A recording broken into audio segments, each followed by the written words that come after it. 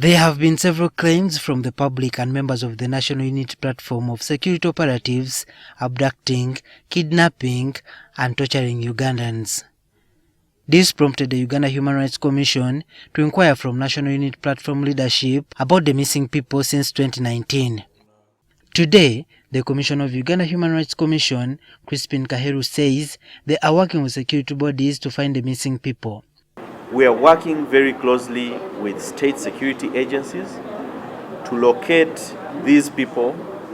We're working with police, we're working with the UPDF, we're working with the CMI, prisons, ISO, and all other arms of security in this country to ensure that we are able to successfully search and investigate these specific cases.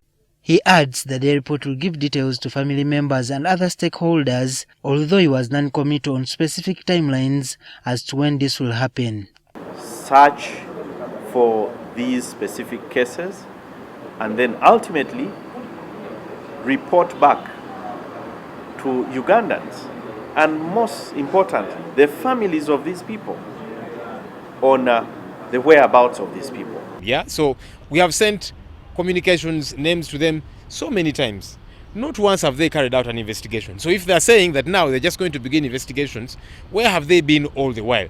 Actually, for us to go to the UN Human Rights Office, it's because we were frustrated by our very own Uganda Human Rights Commission, because they just are not interested. You keep thinking, are you part of the torturers? Kaheru says they plan to invoke Article 44 of the Constitution and the Prevention and Prohibition of Torture Act to punish perpetrators of abduction, kidnaps and torture.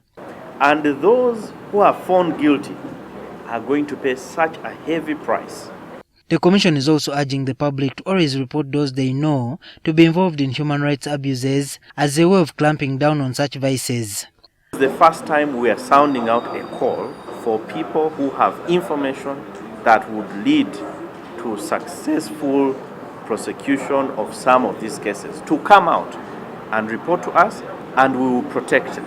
The Prevention and Prohibition of Torture Act 2012 states that a person who performs any act of torture as defined by the Act commits an offence and is liable on conviction to imprisonment or a fine.